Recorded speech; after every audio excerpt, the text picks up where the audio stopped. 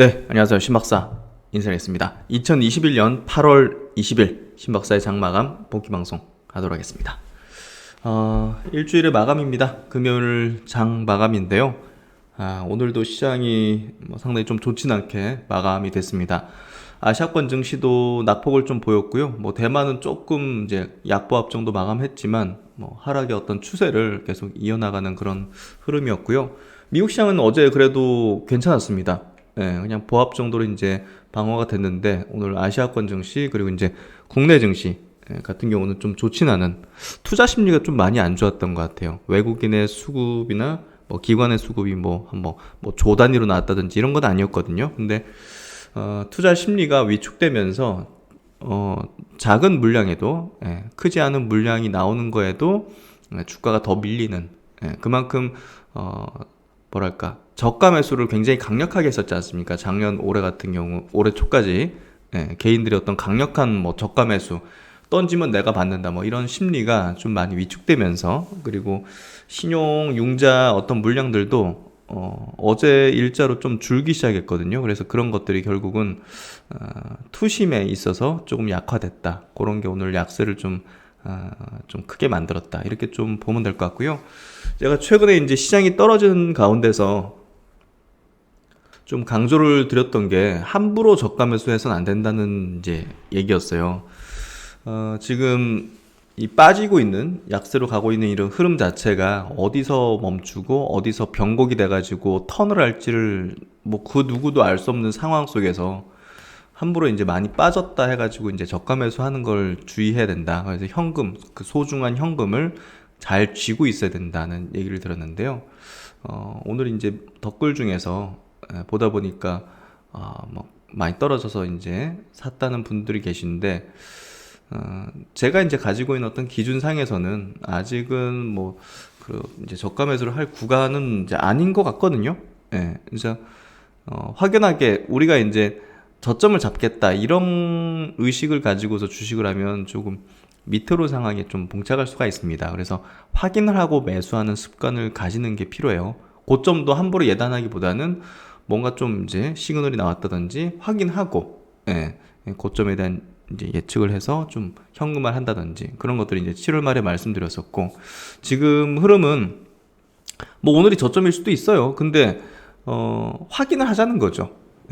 단 하나라도 이제 낮은 확률이라도 더 급락해 볼 수도 있기 때문에 지금 너무 예단하는 그런 어떤 예측 매매라든지 이런 걸 자제하고 확인하고 행동하자. 요걸 좀 강조드리고 싶어요. 어제도 좀 얘기 드렸던 강조해드린 얘기가 큰 실수를 하지 않아야 된다. 큰 실수를 하지 않으면 분명 기회가 될 것이라는 얘기를 드렸는데요. 여러분 분명 기회로 만드실 수 있습니다. 그러기 위해서는 지금은 최대한 많이 빠졌으니까 이제 좀 들어가 볼까? 이런 것들이라든지 좀 자제하셔야 될 것 같고 현재 하락 추세는 좀 지속 중입니다. 그래서 이게 어느 정도 멈추는 게 좀 보여진다든지 시장의 어떤 변곡점이 만들어지는 오늘 조건에 대해서 좀 말씀을 드릴 텐데요. 이런 것들이 좀 이제 만들어질 때 그때 이제 적극적으로 단기 바닥을 좀 노리는 어떤 전략을 해보는 그런 걸로 좀 생각하면 될 것 같고요. 오늘 내용 한번 들어가 보도록 하겠습니다.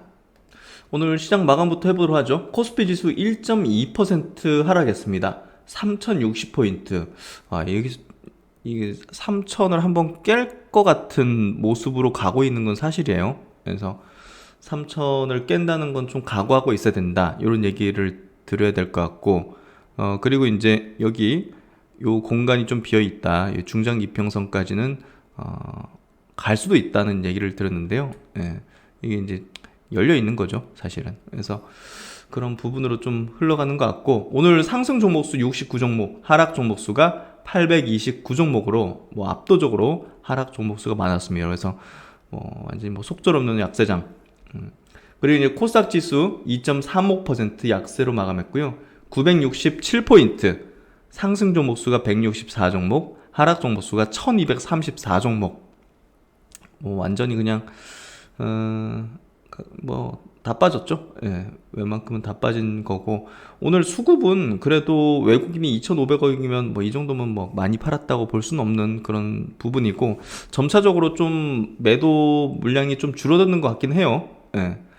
기관은 163억 정도 순매도니까 뭐 기관은 이제 지금부터는 좀 팔지 않는 그런 영역으로 좀 가는 것 같네요.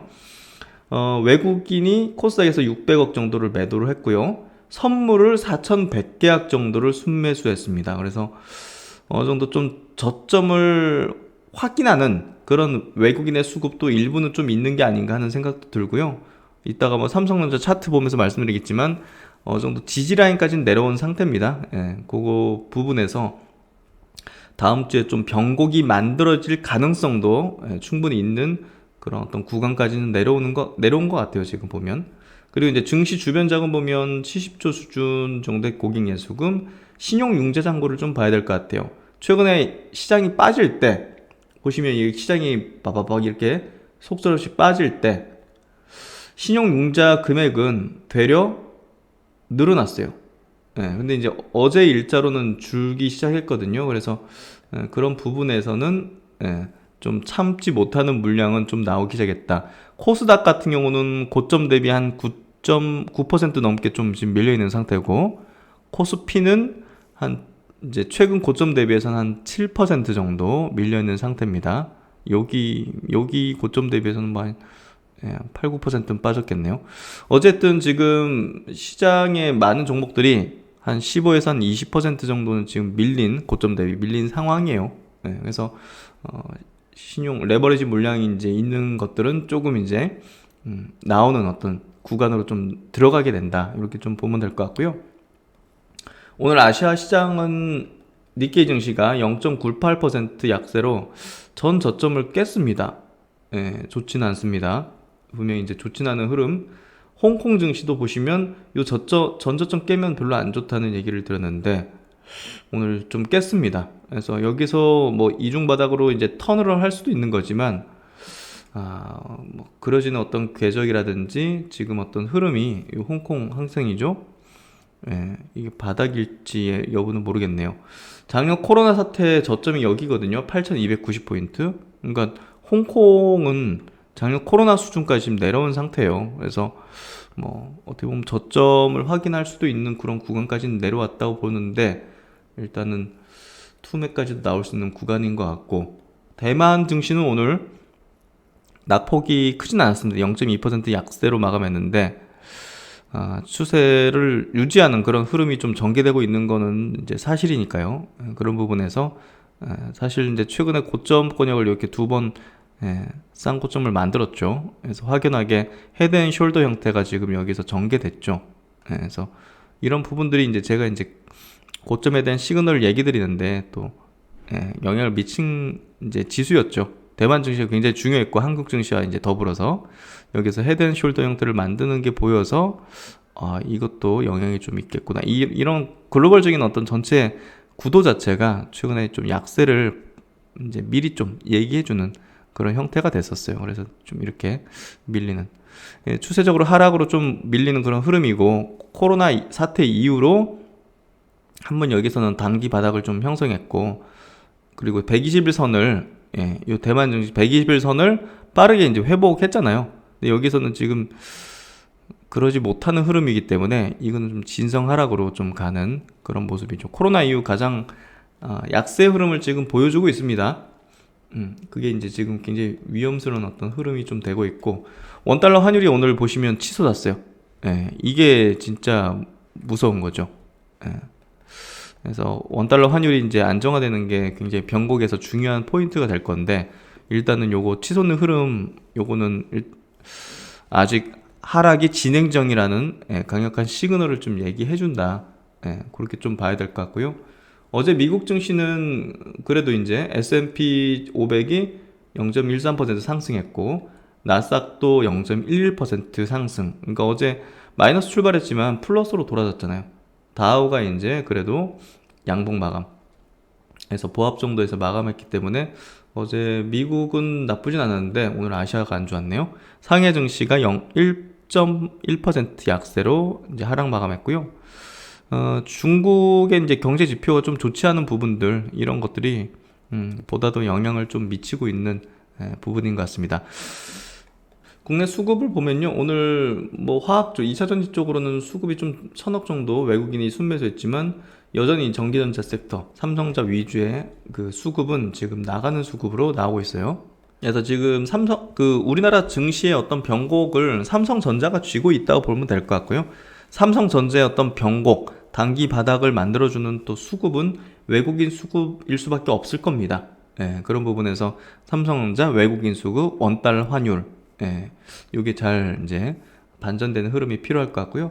코스닥 쪽에서는 외국인이 한 600억 정도 순매도를 했고요.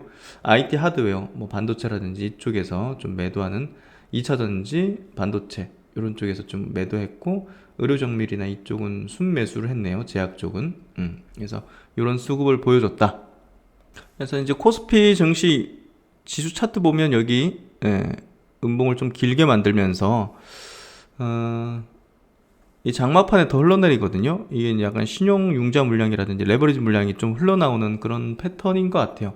코스닥도 지금 중장기 이평선까지 지금 이제 내려와 있잖아요. 지금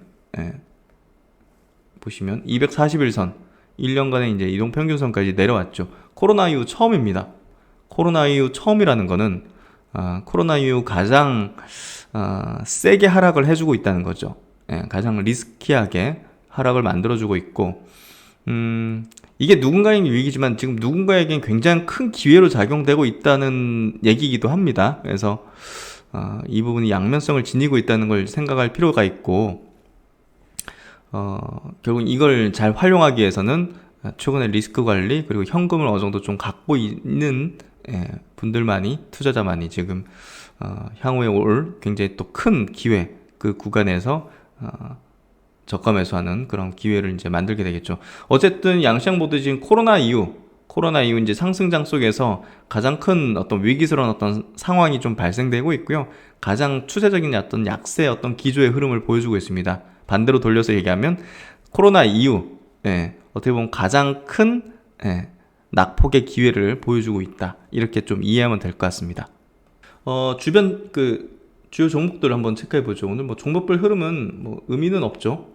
사실 뭐 다 전체가 빠진 흐름이고, 종목별 흐름은 크게 뭐 의미는 없을 것 같은데요. 그 중에서 이제 삼성전자 흐름이 이제 시장에서 가장 중요한 변곡이니까 그걸 한번 체크해 보면, 제가 여기 실선으로 좀 이렇게 그어놨죠. 뭐 선을 긋고 이런 거 제가 잘 하지 않는데, 요걸 지금 그어놓은 이유는 뭐냐면, 작년이죠. 작년 여기 이제 삼성전자가 여기서 이제 올라가다가 외국인 수급이 막 붙으면서 올라가다가 여기서 좀 쉬는 흐름이 나오다가 오버슈팅이 나온 구간이 있어요. 이거 확연한 오버슈팅이었습니다. 작년에 제가 이거 과도하고 오버슈팅이다, 상당 기간 조정일 것이다, 삼성전자 얘기를 드렸었는데, 이게 바로 오버슈팅이에요. 과도하게 단기적으로 슈팅이 날려진 거죠. 그래서 여기 보시면 하루에 이제 삼성전자가 5, 6%씩, 여기 보시면 요 날도 3%, 요 날 같은 경우는 1월 8일 날 7, 8%, 장중 8%까지 상승했네요. 그 다음 날은 9%까지 장중 고점을 찍어줬어요. 시총이 500조 막 되는 기업이 이런 식의 흐름이 나온다는 것은 확연한 오버슈팅이죠. 무슨 말이냐? 굉장히 오랜 기간 조정이라든지 고점을 찍었을 가능성, 이런 것들이 있는 거죠. 고점 찍었을 가능성, 혹은 상당 기간 조정 만들 가능성. 조정 만들고 다시 갈 수도 있겠지만 여기서 꺾여버렸네요, 날개가. 그래서 이렇게 지금 된 상황이고, 그렇다면 이제 오버슈팅이 나오기 전에 조정 흐름을 만들고 스타트 라인을 만들던 요 지점까지 현재 내려온 상황이라는 거죠. 이게 하락 추세다 하더라도 일반적인 기술적인 어떤 관점에서 확률론적인 겁니다. 확률. 요 부근 정도에서는 어느 정도 반등을 모색할 수 있는 수급들이 유입될 가능성이 있다는 거죠. 그래서 확률론이니까 이게 뭐 절대적이고, 제가 뭐 예측 매매하는 사람도 아니고, 근데 확률상으로 이제 이 부근에서는 수급이 좀 들어올 수 있는 구간, 그리고 이제 반등을 모색해 볼 수 있는 그런 구간이라는 거죠. 그래서 그런 부분에서 다음 주에 삼성전자가 좀 5일선을 빨리 회복해서 돌파해준 흐름이 나온다면 단기 바닥을 좀 형성하겠구나 하는 그런 우리가 이제 생각을 해볼 수 있다는 거를 미리 이렇게 시나리오상 말씀을 들어보니까 요거 한번 체크해 보시면서 다음 주 삼성전자 흐름이, 그리고 삼성전자의 뭐 장초반부터 외국인 수급이 막 대량으로 갑자기 들어오기 시작한다. 그러면 여기 좀 변곡될 수 있겠구나. 그렇게 좀 생각해 볼 수도 있다. 이 정도 보시면 될 것 같고요. 그리고 이제 주요 정보 한번 체크해 보면요. SK하이닉스는 보합 정도 마감했고요. 여기 이제 기술적인 반등이 좀 나오는 구간인데 여기서는 이제 그래도 수급이 빠지진 않네요. 외국인들이 순매수하는 좀 흐름으로 좀 된 것 같고, SK하이닉스가 뭐 어떻게 되겠습니까? 어느 정도는 받쳐주는 어떤 하방 경직을 지니는 그런 구간대가 있고, 그게 한 10만원 정도 선을 그런 식으로 조금 보고 있는 수급들이 좀 있는 것 같고요. 그리고 이제 네이버 카카오가 오늘은 약간 좀 약세, 그리고 삼성바이오가 오늘 1% 강세로 오늘 같은 약세장에서 플러스를 내주는 그런 흐름. LG화학, 그러니까 보면 시클리컬한 어떤 종목군들은 외국인들이 좀 내다파는 경향이 있고요. 대표적인 게 이제 반도체하고 자동차. 반도체 자동차가 이제 성장 부문도 있죠. 반도체 쪽에서는 비메모리 분야, 그리고 자동차 쪽에서는 전기차, 친환경차 부문이 이제 성장 사업 부분인데, 어쨌든 이제 자동차 반도체는 대표적인 시클리컬 업종입니다. 그러다 보니까 그쪽에 대한 포지션으로 이제 접근했던 수급은 나가는 것 같아요. 빠져나간 거죠. 근데 이제 성장이라는 어떤 트렌드를 끼고 있는 그런 어떤 섹터군들 있죠. 그런 쪽으로는 최근에 수급이 그렇게 빠지진 않고 오히려 되려 붙는 쪽이 있거든요. 그게 이제 BBIG죠. 그래서 시장이 반격할 때, 반등이 나올 때 뭐가 주도하면서 반등하겠어요? BBIG가 주도하면서 반등하겠죠. 그러니까 예를 들면 이제 삼성전자가 뭐 반등할 때 한 5% 반등했다 합쳐서, 그러면 이제 BBIG 주요 종목들이라든지 그 아랫단의 중형주단의 기업들은 반등할 때 뭐 지수 대비 한 두세 배 이상 강하게 튀어오르겠죠. 그래서 그런 부분에서 단기 바닥 구간에서 우리가 어떤 종목군에 대해서 저가 매수를 해야 될지는 뭐 굉장히 좀 명확하게 이제 나올 것 같아요. 오늘은 이제 SDI 카카오뱅크 0.6%, 0.1% 정도 약세. 카카오뱅크가 수급은 여전히 외국인과 기관이 이렇게 계속 순매수하는 그런 기조를 보이고 있고요. 최근에 이제 신규 상장한 카카오뱅크라든지 크래프톤이 조금 더 강할 수 있는 이유는 신규 상장했기 때문에 외국이나 기관이 갖고 있는 물량이 별로 없죠. 그래서 오히려 이제 채워야 되는 시총 상위주로 이제 바로 올라서면서 채워야 되는 어떤 폐시적인 어떤 비중, 이런 부분 때문에 되려 수급이 들어오는 것 같고요. SK바이오사이언스도 마찬가지로 이제 신규 상장했죠. 그래서 그런 부분에서 빠져나갈 자금들이 그런 비중들이 크진 않았던 것 같아요. 그래서 그런 부분이 좀 영향을 더 미친 것 같고, LG전자 1% 정도 약세. 뭐 전체적으로 지금 자동차, 현대차, 기아, 모비스도 약세 기조를 좀 계속 이어가고 있고, SK이노베이션 오늘 1.3% 강세. 오늘 장마감하고 SK 지주회사죠. 여기가 이제 SK 머티리얼즈 반도체 소재 회사하고 이제 합병한다는 소식입니다. 그래서 시간으로도 크게 올랐는데요. 그만큼 이 지주회사 단으로 이제 첨단 소재들 모아가지고 굉장히 키우는 것 같아요. 첨단 소재, 뭐 수소 쪽이라든지 또 바이오 쪽에서는 CDMO 쪽, 이쪽을 이제 요 그냥 지주회사가 아니죠, SK가. 그래서 사실 이것도 굉장히 메리트 있는 기업이라는 거, 그 점을 좀 이해할 필요가 있다. 그렇게 보면 될 것 같고, 오늘 NC소프트는 3% 약세인데 리니지 W가 상당히 좀 기대가 될 것 같아요. 그래서 조금 완전히 좀 달라진 시각으로 좀 봐야 되지 않을까 하는 생각이 좀 드는 부분이고요. 오늘 코스닥 쪽 셀트론 헬스케어 2.8% 약세. 셀트론 제약은 그래도 강한 어떤 흐름 기조 보여주고 있네요. 외국인들이 계속 사네요. 셀트론 제약. 그리고 펄어비스, HLB 플러스, SK머티리얼즈는 이제 거래정지, 시간내로 거래정지죠. 2.7% 강세. 오늘 나머지들은 뭐 강한 종목도 있었고, 에코프로 4.6% 강세, 메지온이 이제 시장 대비 강한 어떤 기조의 흐름을 이거 뭔가 좀 일을 낼까요? 진짜로?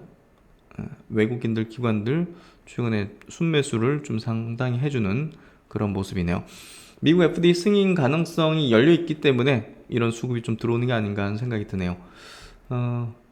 에코프로 H에는 어느 정도 좀 고점을 찍고 이제 빠지는 그런 형태가 되는 것 같고, 시장에 그래도 코스닥 쪽에 시총 상위주 중에서는 그래도 오른 것들이 좀 있긴 하네요. 예. 어쨌든 지금은 종목별 흐름보다는 시장 전체에 대한 어떤 부분이 중요합니다. 예. 제가 정리한 내용들 한번 얘기 드리도록 하죠. 이 드라마의 요즘 유명한 드라마죠? 악마판사라고. 그래서 굉장히 신선한 소재 가지고서 이제 만들어진 드라마 같은데 굉장히 인기 많습니다. 거기서 이제 나온 대사 중에 최근 시장 보면서 상당히 좀 기억에 남는 대사가 있어가지고 한번 보여드리려고. 위기를 오히려 기회로 이용하는 게 세상을 움직이는 자들의 방식이야 하면서 대사가 있는데, 뭐 최근에 시장의 흐름이 참 그런 것 같아요. 예, 지금의 어떤 위기를 기회로 이용하려는 어떤 시장을 좀 움직이는 그런 메커니즘이 좀 있는 것 같고, 그런 부분에서 외국인들의 어떤 불트랩, 명확한 불트랩이죠. 저도 당했다는 기분을 확 느껴가지고, 그래서 지금 이 시장이 빠지고 있는 이런 상황은 누군가에게 굉장히 큰 기회로 지금 다가가고 있다. 저는 그렇게 해석을 하고 있습니다. 그래서 보다 더 세심하고 보다 더 깊숙하게 지금의 시장에 대해서 전략적으로 기회로서 바라보고 있고요. 그런 부분에서 최선을 다해가지고 여러분에게 말씀을 드리도록 하겠습니다. 어제 얘기 드린 내용인데요. 어쨌든 어제 얘기 드린 내용에서 중요한 부분은 개인들의 투매가 나와야 단기 바닥을 형성할 가능성이 높아 보인다는 거, 그리고 단기적으로 굉장히 큰 기회가 발생할 수 있다는 거. 지금 종목별로 15에서 한 25% 정도 조정이 좀 나왔거든요. 그래서 종목별로는 이제 30-40% 이제 강한 상승 반등이 나올 가능성이 높은 그런 지점대로 가고 있다. 그렇게 좀 생각이 되고요. 절대 시장은 여기서 그냥 날개하고 완전히 꺾어버려서 추락할 걸로 보진 않습니다. 분명히 이제 세게 올려치는 그런 흐름이 전개될 수도 있다. 이렇게 좀 생각이 되고요. 그래서 이제 신용융자 흐름을 보면 최근에 약세 흐름 속에서 이건 기회야 하면서 신용을 더 붙여가지고 샀던 개인 투자자들이 어제자로 이렇게 융자 잔액을 줄이는, 겁을 먹은 거고, 약간 좀 간당간당한 뭐 그런 어떤 수준까지 내려오니까 일부 물량을 줄인 그런 어떤 모습들이 좀 전개된 것 같아요. 그래서 그런 부분에서 아마 오늘도 좀 줄이지 않았을까, 그걸 예상해 볼 수 있는 게 이제 코스피 코스닥 분봉 차트입니다. 오늘 장중 분봉 차트인데 보통 이제 물량을 신용융자 잔액이라든지 레버리지 물량이 나올 때 장 초반 반등 나오다가 이렇게 밀려버려요. 장 초반 반등 나오는 듯한데 거래량 별로 없이 쭉쭉쭉 밀리는, 막판으로 갈수록 이런 형태의 패턴이, 분봉 패턴이 이제 그런 어떤 레버리지 물량 나올 때 나타나는 패턴이거든요. 그래서 그런 부분들이 좀 어제 오늘 좀 전개됐다. 그래서 조금 그런 간당간당한 어떤 물량들이 좀 나오는 게 아니겠는가, 어느 정도 좀 저점에 다가가고 있는 그런 흐름이 아니겠는가, 그렇게 좀 저는 생각을 하고 있고요. 그럼 이제 시장의 변곡점은 어디가 될 것인가, 언제 저가 매수를 해볼 수 있을까, 요걸 한번 생각을 해봤는데요. 이번 시장의 약세는 결국 이제 강세장의 고점의 변곡을 만들고, 고점을 어느 정도 찍었다 볼 수 있죠. 최근에 제가 이제 메이저가 팔고 있다는 얘기를 들었을 때, 그때 이제 고점을 형성시키고 변곡을 만들기 시작하는 어떤 시점이었던 걸로 저는 판단을 했는데요. 고점을 만들고 밀리는 첫 약세라는 점에서 이 낙폭 자체는 코로나 이후 가장 클 걸로 볼 수밖에 없습니다. 그래서 지금 이제 각오를 해야 된다는 얘기를 드렸고, 보수적으로 전략을 해야 된다는 얘기는 고점 변곡을 만들었다면 결국 밀리게 되면 코로나 이후 가장 세게 조정을 받을 것이다, 약세를 만들 것이다. 그래서 그런 부분이 이제 낙폭이 작진 않을 거라고 예상했던 그런 이유였고요. 개인들의 어떤 신용융자가 최근 시장 약세되려 늘었죠. 아까 보셨듯이 그래프상 요것처럼 늘었잖아요. 이렇게 늘다가 이제 어제 이제 줄기 시작했고 오늘도 아마 줄었을 것 같거든요. 그래서 작년 조정 뒤에 다시 시장이 계속 갔잖아요. 뭐 빠지면 가고 하니까 야 그러면 조정받으면 무조건 들어가면 되겠네 하는 그런 관성에 의한 어떤 심리들, 그런 수급들이 붙었다가 이거 뭐가 아니네? 이러면서 줄이기 시작하는 거죠. 그래서 경험에 비춘 그런 거래들을 개인들이 한 거죠. 조정 나면 무조건 들어가면 된다. 돈 다 땡겨가지고 하면 된다. 코스피는 최근 고점 대비 오늘 저점이 마이너스 7% 정도, 코스닥은 마이너스 9% 정도예요. 종목별로는 15에서 한 20%씩 빠졌죠. 고점 대비. 그래서 고점 대비 한 이 정도, 15에서 20% 정도 낙폭을 보였다고 가정한다면 지금 구간에서 한 번 더 세게 지수 낙폭을 보인다면 신용융자, 스탁론, 외부에서 끌어온 어떤 레버리지 물량, 마이너스 통장이나 이런 것들, 이런 물량들이 나오기 시작할 가능성이 좀 높아 보인다는 거죠. 제가 볼 때는. 그래서 여기서 한 번 더 세게 치면 밑으로. 오늘 중소형들 중에서요, 거래량이 별로 없이 한 5에서 6%씩 하락하는 종목들이 많이 보였는데, 제가 볼 때는 참기 어려운 그런 레버리지 물량들이 나오기 시작하는 걸로 판단을 해볼 수 있을 것 같다. 그러면 이제 변곡점이 시장에 어떤 이렇게 빠지다가 이렇게 돌아설 수 있는 그런 변곡점, 이 변곡점이 만들어줄 수 있는 조건들, 이런 조건들이 나오면 저는 저가 매수를 좀 강력하게 해볼 수 있지 않을까 이렇게 생각을 하고 있는데요. 또 돼봐야 또 그때 맞게 또 분석을 해드릴 수 있겠죠. 그래서 시장의 변곡의 키는요, 결국은 삼성전자 쥐고 있죠. 삼성전자가 시작했고, 그래서 기술적으로 지지 가능성이 높은 구간까지 온 건 사실입니다. 아까 이제 보여드린 것처럼. 그래서 이제 시장의 변곡이 만들어질 수 있는 조건을 이렇게 좀 정리를 해봤어요. 같이 나와야 되겠죠? 삼성전자 5일선 회복하는 거, 그리고 회복하고 돌파해서 이걸 3일 이상 또 유지를 하는 거, 저항받고 또 떨어지면 안 되겠죠. 그래서 요거, 그리고 조건 두 번째는 또 원달러 환율이 하향 안전화 돼야 되고, 외국인의 코스피 순매수 전환, 삼성전자에 대한 외국인 수급 플러스 전환, 이런 부분들, 그리고 테이퍼링의 구체적인 시기 일정이 확정돼 버리는 거. 이미 이제 뭐 연내로 할 거라는 거 좀 알려졌고, 뭐 확정돼 버리는 게 불확실성을 좀 제거시키는 부분이 되겠죠. 그리고 이제 개인 투자들의 투매성 물량 출해, 그리고 단기 투자 심리 바닥을 확인하는 그런 부분들, 여러 가지 어떤 지표상의 어떤 그런 부분들이 맞물릴 때 어느 정도 좀 변곡 되겠구나, 단기 저점 확인하겠구나, 여기서 좀 세게 이제 반등 좀 나올 수 있겠구나, 이런 쪽으로 좀 해석을 해볼 수 있을 걸로 보고요.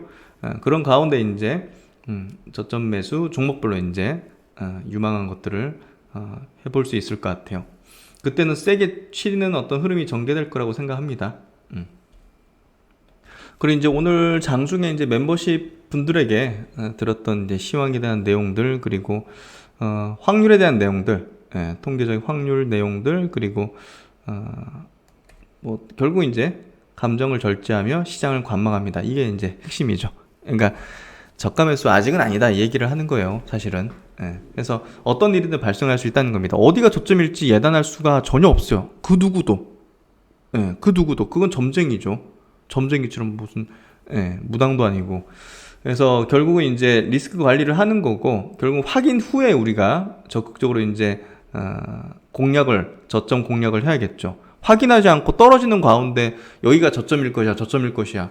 이거는 그냥 감으로 하는 거죠. 많이 떨어졌는데? 이제 좀 사볼까? 이건 감이라는 거죠. 그렇게 주식에서는 10년, 20년, 30년 지나도 실력이 늘어나지 않습니다. 그대로입니다. 자산도 그대로일 거예요. 그리고 주식 투자는 괴로운 대상이고 언젠가는 퇴출될 가능성이 높습니다. 아셨죠? 주식 투자는 원칙이 생명입니다. 기준이 생명입니다. 감정을 컨트롤하고 통제하고 시나리오를 만들어 놓고 거기에 의거해서 굉장히 감정을 딱 뺀 어떤 결정들을 해야지만 실력이 늘어나는 거고 주식 투자에서 성공할 수 있는 가능성이 높아지는 겁니다. 제가 여러분한테 해드려야 되는 거는 그거라고 생각해요. 예. 막 은밀한 뭔 정보 이런 게 어디 있어요. 야, 무조건 시장에 들어맞는 어떤 기법 그런 게 어디 있습니까? 예.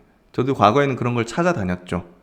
하지만 그게 없다는 거를 깨닫기까지의 과정, 그 속에서 많은 시행착오를 겪었고 결론은 그런 건 없다는 겁니다. 예. 그래서 그런 부분을 좀 아셔야 되고, 누가 뭐 진짜 특별한 기법이 있다, 특별한 어떤 막 은밀한 정보와 종목이 있다, 예. 그런 사람들이 100억, 200억, 500억 벌었을까요? 저는 100억, 200억, 500억들을 벌어왔던 사람들을 만나면서 점점 더 여기서 확실한 기법 그런 것들은 없구나, 예. 그런 걸 깨달았습니다. 그래서 그런 것들을 좀 명확하게 아셔야 된다 생각하고요. 통계에 대한 얘기를 좀 드릴게요. 이건 좀 중요한 개념이라고 생각해요. 그 여전히 하락 진행 과정에 있기에 섣불리 저점이라고 단정하는 것은 위험할 수 있을 것 같다. 예, 저점 함부로 예상해서 들어가면 안 된다, 아직은. 현재 그래도 다행스러운 건 뭡니까? 아까 이제 보셨듯이 외국인의 매도의 크기가 좀 줄고 있다는 점입니다. 삼성전자에 대한 외국인의 순매도가 오전에 굉장히 감소했는데 오후에 조금 그래도 늘었어요. 그래서 그래도 이제 매도의 클라이막스를 좀 지난 게 아닌가 하는 생각이 들기 때문에 다음 주 정도의 변곡의 가능성은 충분히 있어 보이고, 아까 이제 말씀드린 그런 조건들이 이렇게 맞춰지면 변곡이 좀 될 것 같은데, 결국 한국 증시 대장인 삼성전자에 대해서 외국인 매도 감소, 강한 반등이 동반되는 것이 현 시장에서 필요한 반등의 조건이라고 볼 수 있습니다. 주식시장에서는 어떤 일이든 발생합니다. 일반적인 통계학적 논리가 적용되지 않는 곳이기도 합니다. 매우 낮은 확률이라 가지고 간과했던 경우가 발생해서, 과거에 이제 노벨상 받은 학자들이 만났던 롱텀 캐피탈 그 헤지 펀드가 파산되기도 했죠. 엄청 작은 확률이 발생돼 버렸죠. 서프라임 사태도 마찬가지로 많은 이제 그 월가 이제 아이비들이 간과했던 그런 리스크가 현실화되면서, 코로나도 이제 뭐 사태도 마찬가지죠. 야, 이게 터지겠어? 뭐 사스나 이런 거 아니겠어 했는데 이게 이제 이렇게 전염병이 크게 된 거죠. 그래서 발생 확률이 거의 무시할 정도였는데 이것들이 발생했어요. 그러니까 통계학적으로 따질 때 0.01%밖에 안 됐던 그런 어떤 이벤트들이 뭐 10년에 7년에 한 번씩 발생하고 있잖아요. 결국은 다 통계 오류죠, 이게. 자본시장에서는, 금융시장, 주식시장에서는 통계학적인 논리가 통하지가 않습니다. 결국은 0.01%의 확률이라고 여겨지는 사건이 이렇게 종종 발생하는 거죠. 그래서 큰 실수를 하지 말아야 한다고 말하는 겁니다. 즉, 너무 무리수를 두거나 과도한 욕심을 부리거나 확신에 찬 고집을 부려서는 안 된다는 겁니다. 과거에서 우리가 배워야 할 교훈은 지금의 조정이 어디에서 멈출 것인가를 미리 확인하기 전에는 예측하고 예단하고 예상하는 건 주의를 해야 된다는 겁니다. 어디서 조정이 멈출지는 아무도 모릅니다. 그 폭조차도 모릅니다. 하락장 경험하셨던 분들은 그 무서움을 아실 겁니다. 예상할 수 없습니다. 어디까지 빠질지. 뭐 PBR 뭐 이런 걸로 말도 안 됩니다. 오직 리스크 관리를 해놓고 모든 것이 확인되기까지의 절제와 통제가 필요합니다. 달이 차면 기울고요. 여름이 가면 가을이 오기 마련입니다. 주식시장에도 이치가 있죠. 단기간에 지수가 2배 올랐습니다. 조정을 받는 건 당연해요. 이 조정을, 약세를 자연스럽게 여기고 자연스럽게 저점이 확인되면 기회를 모색해 보는 겁니다. 그래서 제가 얘기 드리고 싶은 가장 중요한 단어, 오늘은 감정을 절제하며 시장을 관망합니다. 얘기를 드리고 싶었던 거예요. 오늘도 그 알림 오류가 해결이 안 돼가지고요. 유튜브하고도 소통했는데 팀하고 해결 중이라고 합니다. 그래서 멤버십 분들 좀 불편을 해서 죄송한 마음이고요. 뭐 어떻게 제가 하고 싶어도 할 수 없는 부분이라 가지고 명백한 이제 유튜브 측의 이제 오류인데요. 뭐 이 부분 해결한다고 하니까 조금만 기다려 주시면 좋을 것 같습니다. 그리고 이제 내일 토요 강좌는 하루 쉬게 됐습니다. 뭐 그 이유는 지금 뭐 어떤 섹터나 트렌드를 분석해 드리는 것보다는 제가 이제 개인적으로 시장에 대해서 면밀하게 좀 분석을 해서 보다 더 정확하고 분석적인 내용들을 여러분에게 드리는 게 중요하고, 현재는 시장 분석이 최우선이기 때문에 그런 내용들을 좀 담아드리고요. 그래서 그런 것들, 멤버십 분들에게는 제가 뭐 스마트 브리프트 짚었던 그런 종목들을 조금 체크해드리는 시간을 가져보도록 할게요. 마지막으로 이런 얘기 드리겠습니다. 오늘도 이제 장중에 책을 좀 보면서 저도 이제 스스로의 어떤 통제를 하는 그런 어떤 시간들을 계속 갖고 있는데요. 어제 드렸던 그 책의 또 다른 챕터인데, 리더는 시대를 탓하지 않는다. 증시 어떤 상황과 좀 연결해서 좀 얘기를 드리면, 진정한 현명한 투자자는요, 사실 시장을 탓하지 않습니다. 시장이 빠져가지고 시장을 탓하지 않습니다. 시장은 오르고 내립니다. 그러면 거기에 따라서 내가 어떻게 해야 될지에 대한 어떤 계획들이나 어떤 기준들을 가지고서, 전략들을 가지고서 있어야지, 자신을 탓하고 내적 귀의를 해가지고 자신을 통해서 이제 반성을 해야지 발전이 있는 거죠. 시장을 탓하고 남을 탓하고 네가 추천해가지고 떨어졌는데 뭐 이런 식으로 한다든지, 시장이 빠지니까 뭐 어쩔 수 없지 뭐 이런 식으로 한다든지, 그러면 이제 발전이 없는 거죠. 현명한 투자자는 시장을 탓하지 않습니다. 진정한 경영의 리더도 시대를 탓하지 않습니다. 야, IMF 왔으니까 망했지. 왜 망했어요? 어떤 뭐 굉장히 좀 과도한 어떤 재무 리스크를 지고 있었다든지 그런 게 있었겠죠. 그래서 이제 뭐 과거에 이제 뭐 이런 어떤 인문학적 내용이 상당히 좀 사람을 단단하게 만들기도 한다고 생각하는데요. 최근 덤에 나오는 내용입니다. 쇠퇴하여 쓸쓸한 모습은 곧 번성함 속에 있고 생장의 움직임은 시듬 속에 있다. 그러므로 군자는 편안한 때 마음을 굳게 지킴으로써 후환을 염려해야 하고, 어려움을 당해서는 마땅히 굳게 100번을 참음으로써 성공을 도모해야 한다. 그리고 이제 극한 상황에 이르면 변하고, 변하면 통하는 길이 생긴다. 그래서 즉 이제 극한 상황이 오면 해결 방법이 생긴다. 그런 어떤 의미이기도 한데요.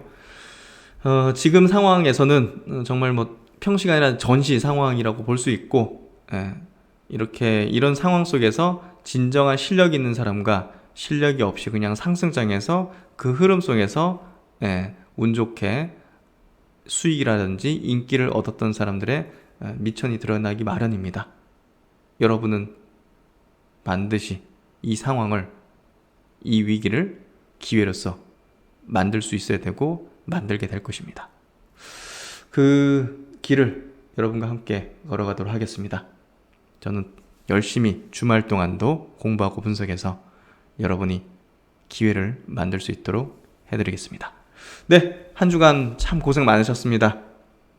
오늘 금요일 밤은 편안하게 조금 즐겁게 보내시기고, 네, 신박사는 또 다음 시간에 뵙도록 하겠습니다. 시청해주셔서 감사합니다.